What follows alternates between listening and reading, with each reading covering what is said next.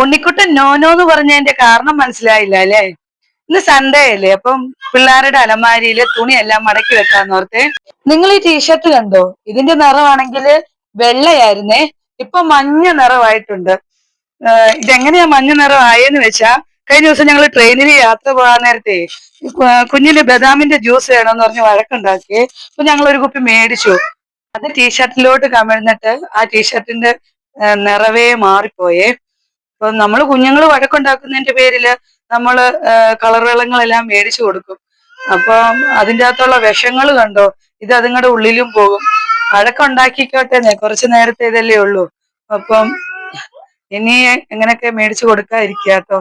അപ്പോൾ ഒരു ചോദ്യം വരും, നിങ്ങൾ എന്തുകൊണ്ട് മേടിച്ചു കൊടുത്തെന്നല്ലേ? ആർക്കാണേലും ഒരു അബദ്ധം പറ്റത്തില്ലയോ? ഇനിയിപ്പം ഞങ്ങളും മേടിച്ചു കൊടുക്കത്തില്ല കേട്ടോ.